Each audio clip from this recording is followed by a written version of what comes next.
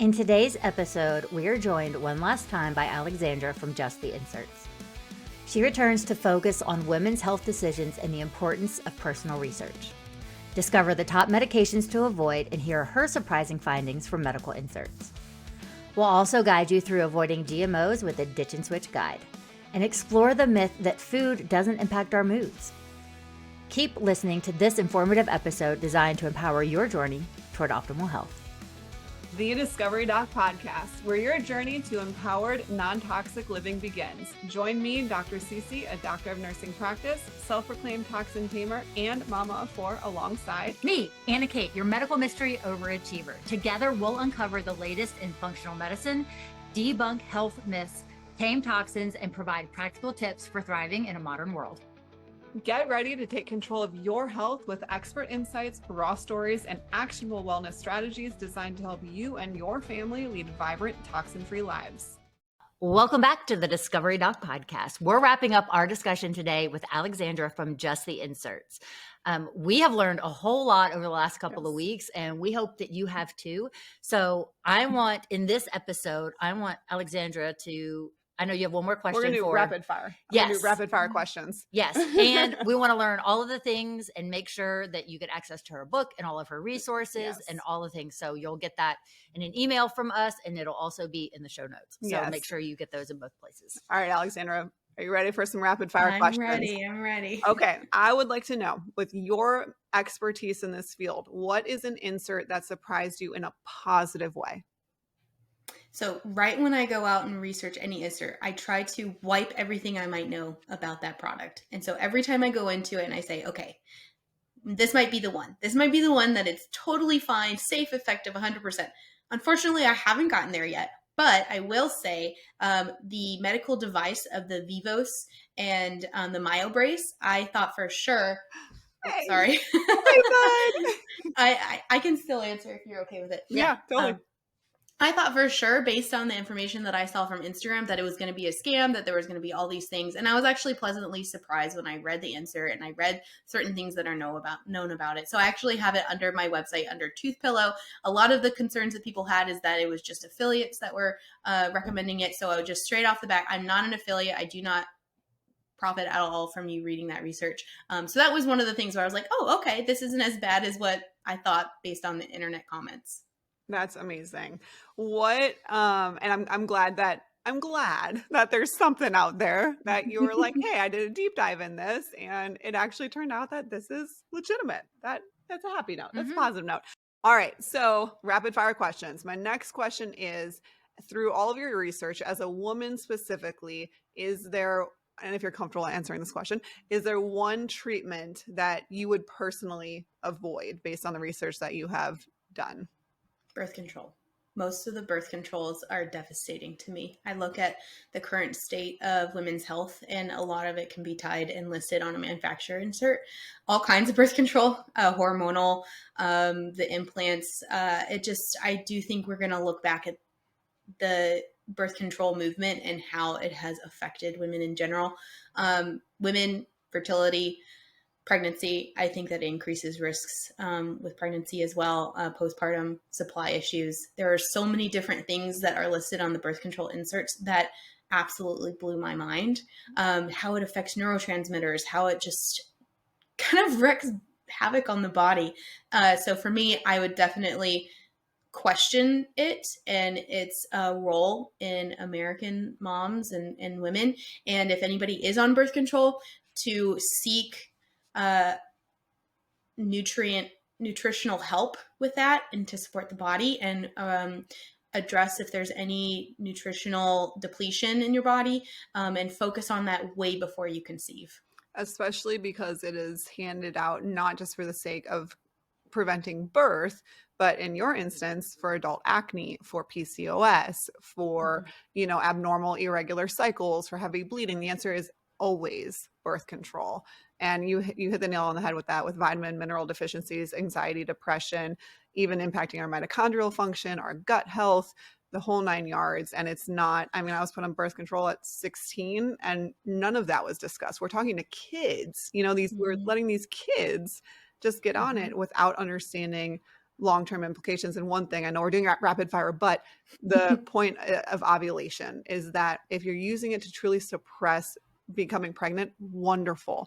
If not, find a different alternative, because us women are meant and designed to ovulate for 30 plus years of our lives. And that is protective for us, protective for our health, protective of preventing certain cancers. And so I think that is something that needs to be talked about there as well. Yep. And while guys don't go on birth control, they are responsible for how well the pregnancy goes. So 9 months before she gets pregnant, he needs to be in peak optimal health, because he determines morning sickness and preeclampsia and all kinds of fun stuff. So, and that's not on any insert. Yeah, it's not talked about. I just put it on my research to-do list. I didn't know that. As a mom, let's switch gears. As a mom, what is one medication or treatment that you would avoid with your child based on your research personally? Oh, this is going to get a little touchy. No. I've done so much research on antibiotics and antibiotic resistant. And the reason why is because both of my children had impetigo last year. One had bullous, which was the boils, and then one had non-bullous on her face. And it was horrible. Cried many nights dealing with that. But in my research, I had filled an antibiotic. I had taken it home. It was sitting on my counter, but I call it the pause before the prescription. And I took the time to read the insert and took the time to read what the FDA, NIH, our .gov resources say about it. And I realized that many times when we use an antibiotic, it might be that Band-Aid fix. It might get us to get our kids back to school. It might, if we're worried about a trip that we want to make and we're just quickly trying to find that quick fix, yes, it might be a great tool for that. However, in the grand scheme of things, I don't believe, based on my research and as a mother, that it is the best thing when we're looking at the gut, when we're looking at how it is overused. And actually, when I was listening to your episode with Dr. Song, she made such a great point that it actually might bring us back to the era before modern medicine, where these products are no longer going to be useful because we are overusing them and we're not being good stewards of them. So I do think it's really important for parents to kind of go down that rabbit hole and to make just more informed decisions about whether you're accepting an antibiotic for an ear infection or eye or impetigo or anything like that, because yes, it might be great for that certain situation, but it might not cause that full healing that you're looking at, especially with impetigo. I found so much research that stated that it could come back more aggressive. So then you need a higher dose or a more aggressive antibiotic. And then you're just in that hamster wheel and that cycle, and it can get really bad really quickly. So that would be my advice.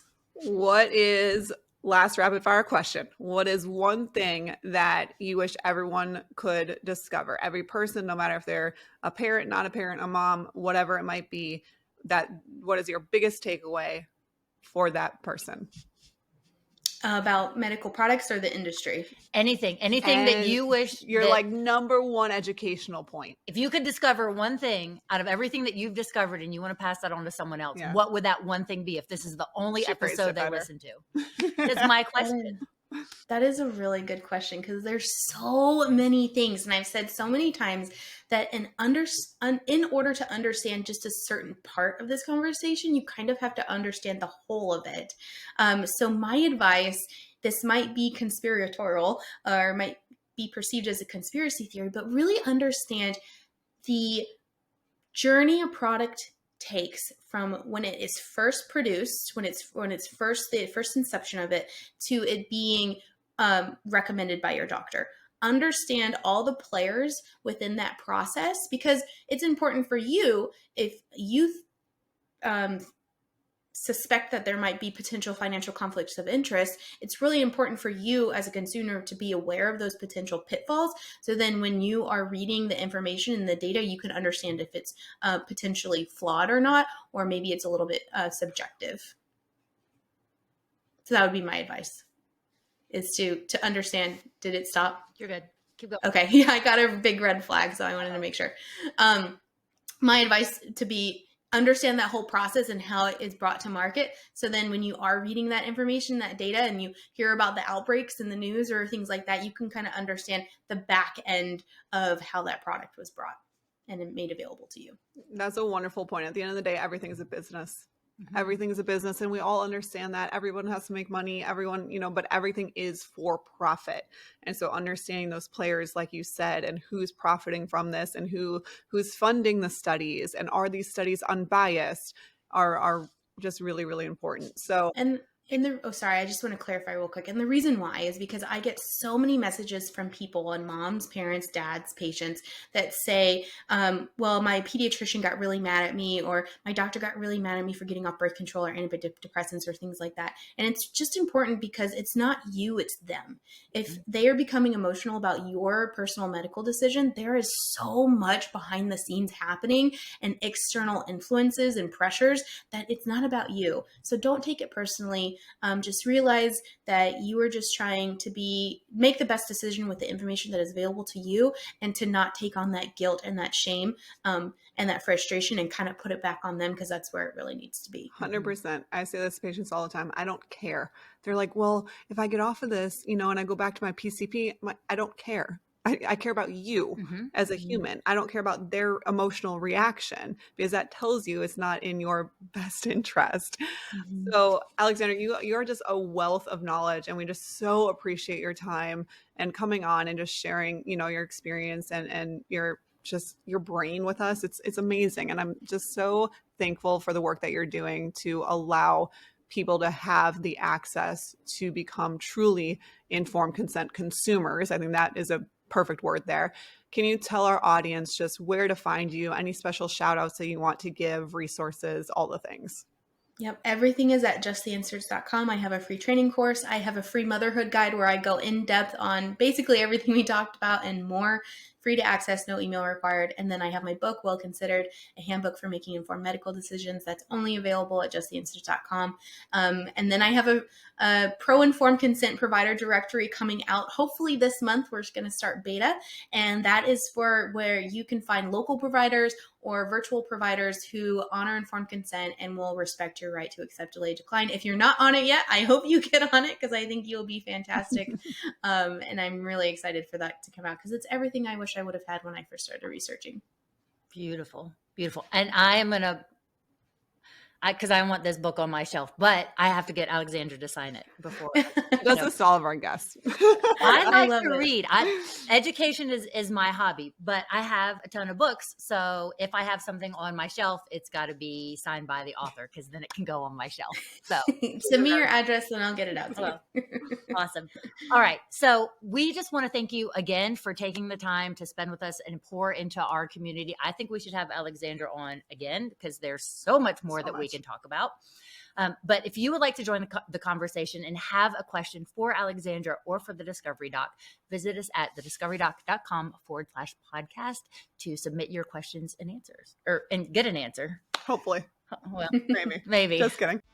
If you're seeking a natural and targeted approach to enhance your well-being, consumable nature-derived peptides might be the perfect fit for your lifestyle and budget. Experience the incredible benefits of these powerful compounds that work harmoniously with your body to promote optimal health. Looking to build muscle, target stubborn fat, boost energy without the crash, or improve sleep quality? Peptides offer solutions for all of these concerns and more. For those interested in taking their wellness journey a step further, explore the world of injectable peptides designed exclusively for you by our experts at Discovery Wellness Group.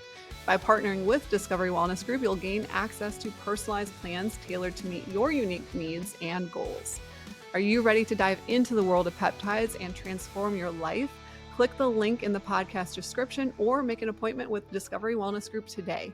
The power to optimize your well-being is just a click or a call away. Welcome back to this segment of Toxin Tamer, where this week we are going to talk about ditching and switching GMOs. So one of the things that I do want to clarify, because we brought it up in our first episode, and we will do a deeper dive in toxin taming on bioengineered foods and how they are different than GMOs. But something that I want you to consider and think about now is that, so bioengineered, it happens on the DNA level as it's grown. Okay, so we're talking about that. Now, a bioengineered food. You just said it wrong. Genetically modified. Yes, is on the DNA growth side. Yes. Cotter. Yep. So a bioengineered food is what happens after it's grown before it goes through the packaging process and into the package. So it's not necessarily what is on the label, it's what happened to the food before it got into the product to be on the label. And into your belly. Yes. So we will tackle that and handle that at another day. But I just want to different clarify right now that there is a difference between genetically modified organisms and bioengineered foods. Yes, 100%. So, AK, what is one thing, the first thing that we can do to kind of ditch and switch GMOs? Well, one, it shouldn't have a label. And if it does have a label or a sticker on it, it should say GMO free. Or buy local, buy organic. Grow it yourself if you can. Yeah. So going a little bit in deeper, the 100% organic is what you want to go through first. The U.S. law prohibits genetically modified or engineered food or ingredients to be produced in products that are labeled as 100% organic. There are multiple loopholes here, though, that are good to know about. If processed or packaged food is simply labeled as, quote, organic, it can actually contain up to 30% of genetically modified food. So the term organic is fine for single food items such as produce, but we want to see other certifications of 100% organic. That's ridiculous loophole, but do know that there are organic products that can be labeled as just organic, but still contain up to 30% of genetically modified foods. That's dumb. Yes, it is. So again, you have to not just read the marketing on the front of the box. You have to turn and learn and read the back and see. And it will list organic flour, organic sugar, organic dates, whatever it is. But then it'll also list modified cornstarch, modified whatever. It'll say those words. Marketing is there for a reason. It's meant to get the consumer to buy it. So don't fall for the labels on the front of the package, but also understand what those labels mean and the parameters, the loopholes around it of what that can entail. One big one is non-GMO project verified. So we don't just want, contains non-GMO ingredients, because it could have one non-GMO ingredient and then the rest are GMO. We want the actual label that says non-GMO project verified on our packaging. Organic certification covers how a food is grown, not the content of the food itself. That's a huge factor. And since food production has become compromised by cross-pollination and cross-contamination in the processing and handling, even organic certification does not guarantee, like we said, that the product is GMO-free. So if a non-organic product contains corn, soy, canola oil, or even sugar, it may contain GMOs unless the manufacturer makes a specific claim that their product is GMO-free. And there's even a however here. However, if a manufacturer makes such a claim, there is no way to know whether such claims are actually valid, because generally they're not backed by third-party testing, or do they have to kind of adhere to independent standards of transportation and processing, et cetera. So there's no fact checking. Yeah, we learned that in our one dose fits all myth bust of the product, the manufacturers of the product are determining what the safety regulations are, and the FDA is signing off on that. Now, that's a very simplified way of that process, but the FDA isn't doing their own research. They're relying on what research the company gives them. Right. So there are lots of things that we need to be aware of and be concerned with, and knowing what is going into our products and how long, sorry, that's not what I'm trying to say. That's okay. Who knows what she's trying to say?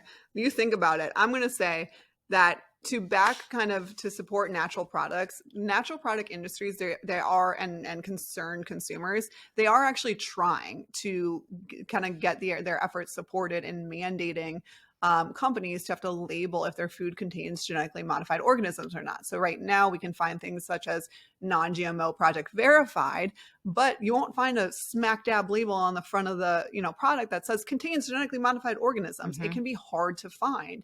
And sadly, mandatory labeling has not succeeded, and it can be really tricky to find. Sometimes it's really small lettering under the ingredients. Sometimes it's in the ingredients, like I said, with saying modified cornstarch is a big one.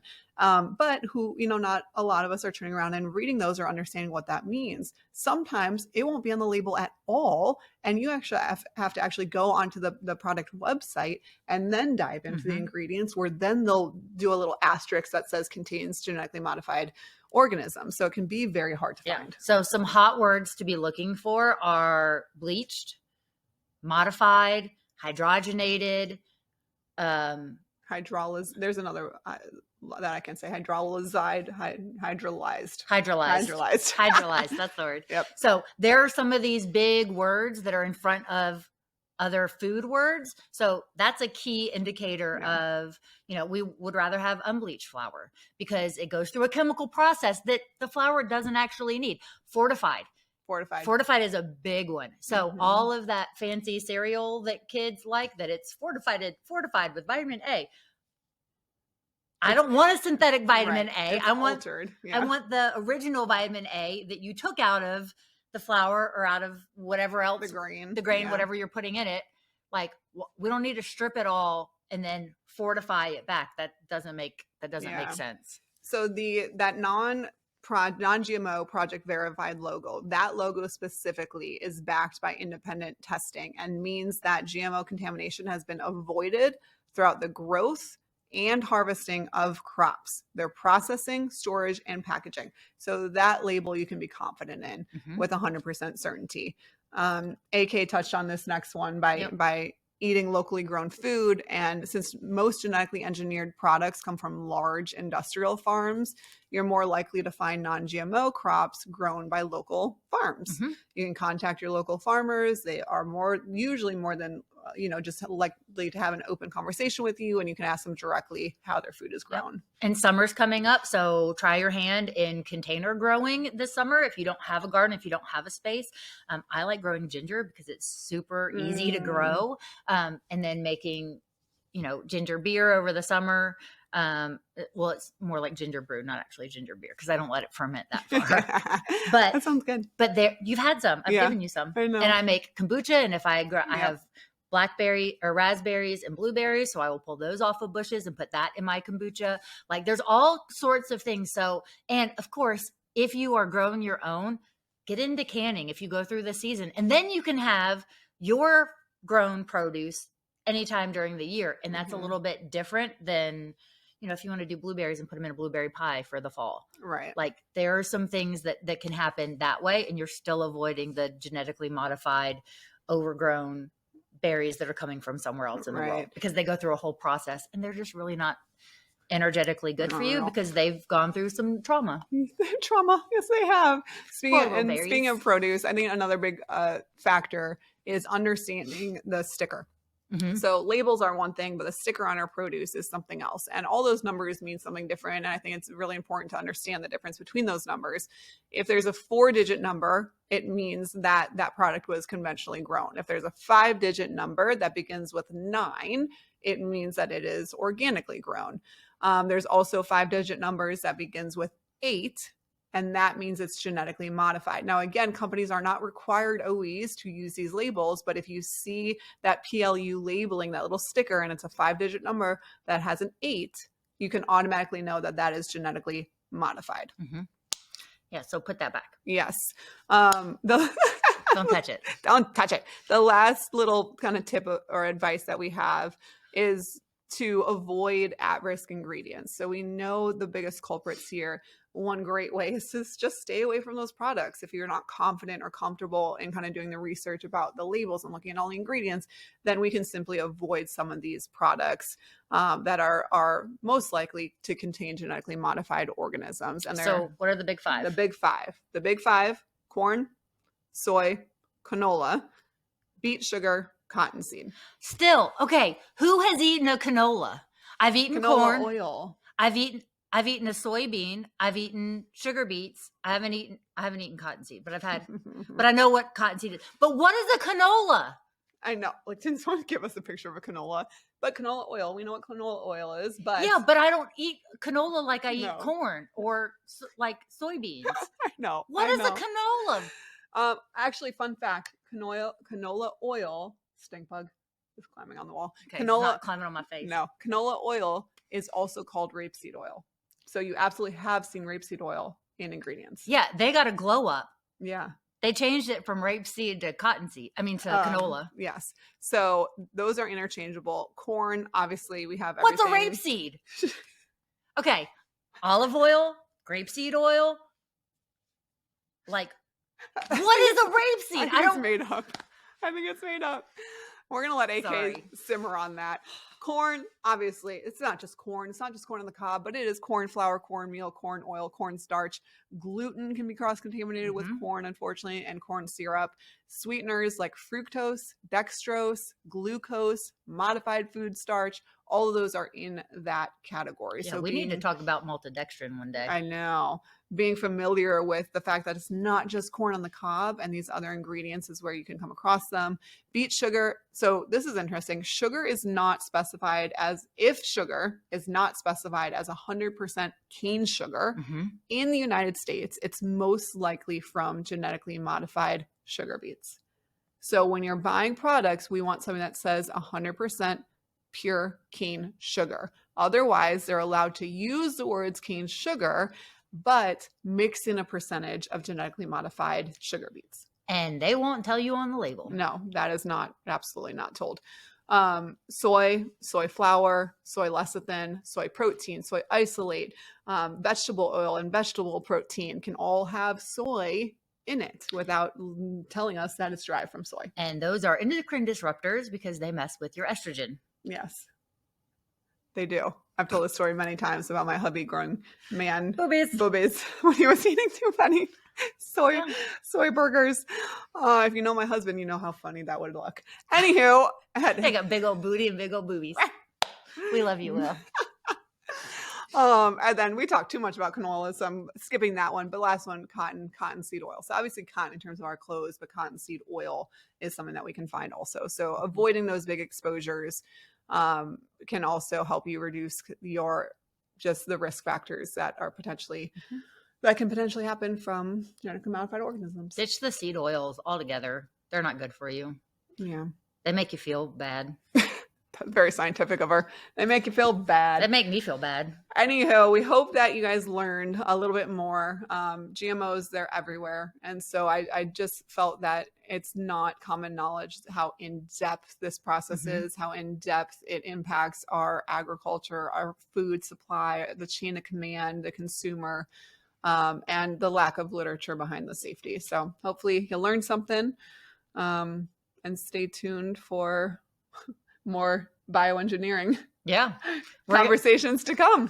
We're going to come up with that and give you all the details on all the things. So thank you for joining us in our toxin taming segment for this month. If you have a toxin that you would like us to cover and break down and do the what, where, why, ditch, and switch, please let us know, and we will cover that in the future. Welcome to this episode of Medical Myth Busting. And today we are going to talk about we're going to bust the myth of food doesn't cause agitation. I know for 100% fact that it 100% does, because if I don't eat enough, I'm hangry. But that's not what we're talking about. No, we're talking about the opposite. The opposite. We're talking about if food we consume can cause irritation, agitation, the whole 9 yards. And the answer is certain things. Yes. Certain things. So food and nutritional deficiencies can absolutely contribute to agitation and worsening forms of agitation that we see in ourselves and kids and whoever. And this is based on literature. There's long history of extensive literature that shows us this to be true. And this is a good one. I like this one. In 2002, a large-scale study was published by the British Journal of Psychiatry using 231 young adult prisoners between the ages of 18 and 21. And basically, this study was to test the idea that supplements could reduce the incidence of agitation and aggressiveness within that community. And supplements, we're going to assume there, are meant and designed to fulfill nutritional deficits and deficiencies. The supplements contain vitamins, minerals, omega-3 fatty acids, and chromium. The prisoners remained on the regimen for 142 days, and compared to the baseline group, which did not have any supplemental regimen, the supplement takers recorded a 37% drop in disruptive incidents, including that agitation, irritability, and aggressive behavior. 37% just by correcting nutritional deficiencies. Food is fuel. Food is absolutely fuel. There's another study in 1983 that replaced snack foods and conventional snack foods, which are very depleted in nutrients, but marketed as snacks, right? For healthier options in 3,000 imprisoned teenagers. And over the next year, there was a 21% reduction in antisocial behaviors, 100% reduction in prisoners who were unaliving themselves. Wild, guys, wild. And a 25% reduction in physical assaults. That's incredible. Incredible. I think Daniel was the first one to do this experiment. Oh, Daniel. Oh my gosh. I was like, who's Daniel? Daniel had 3 friends called Shadrach, Meshach, and Abednego, and I don't know their Hebrew names, but I don't remember them off the top of my head because there was a song I learned when I was a little kid, and that's what we called them. Yeah. So, but they did this experiment where they didn't want to eat the king's food. Mm-hmm. And so they prayed about it and asked for God's favor. And this is what God told them to do. Just eat whole foods, fruits and vegetables, and drink water. Don't consume the king's wine. Don't consume all the prepared super dishes of all the I don't know what they ate, but all the things. So they did a test, and he said, hey, if we are not brighter, clearer eyed, have better mental and physical acuity, then we'll eat the king's stuff. But after this experiment, you have to let us continue to eat the food that our God has asked us to eat. And how did that experiment turn out? Top notch, 100%. Daniel, Shadrach, Meshach, and Abednego just shined them all out. Yeah. I mean, so I like this study, and it dates back to the beginning of time, essentially. Because, and I'm sad that some people had to unalive themselves to get to the point where I know that could have, we're giving them it food. could have been right.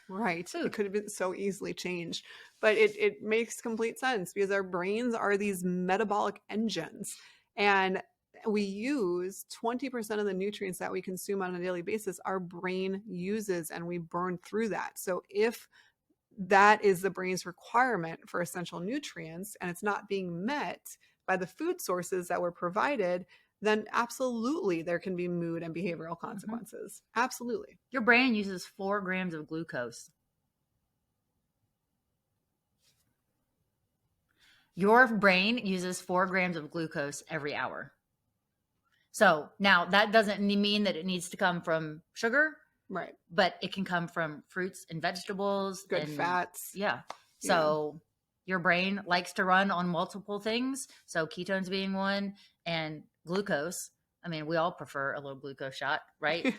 So your body will go get it where it needs to get it. But if you are not giving your body fresh fruits and vegetables or something that allows your body to make that conversion, you'll get brain fog. That's why at 3:00 you need that little boost. It's just this whole month of kind of these myths brings us back to a very simple state that lifestyle and diet play a massive role in our health. And it's your choice. And unfortunately, in today's world, we have to go the extra mile to make sure the foods that we're eating are nutrient dense, because a lot of the foods in our convenience stores are not. They're stripped of those, nutrient rich aspects. We're food abundant and nutrient deficient. 100%. But it does really make all the difference. So we hope that kind of by throwing these literature and these studies out there, that it resonates with just how important and how much control you have over your life, versus focusing on the negative aspects of, well, genetics, predisposed me to this. You have so much control outside of that. So We hope that y'all learned something this month through these medical myth busting segments. Yep. Until next time, let's discover together. We hope this episode has provided you with essential knowledge on making informed decisions regarding women's health and avoiding harmful medications. Don't forget to implement our ditch and switch to reduce the exposure to GMOs. Remember, food can significantly impact our moods and behavior, so stay mindful of your nutritional choices.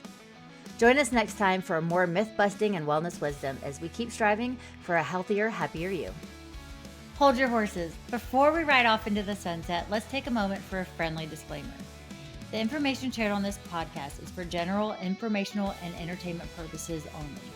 While we strive to provide accurate and helpful information, we're not here to replace your trusty healthcare provider or doctor. Consider us your Discovery Doc trailblazers, sharing our knowledge and experiences as we journey forward towards wellness. However, remember to always consult with a qualified medical professional before taking any actions based on the content of this episode. Like the Wild West adventure, this disclaimer may change occasionally, so be sure to check back for updates. Stay healthy, stay adventurous, and keep blazing trails with the Discovery Doc.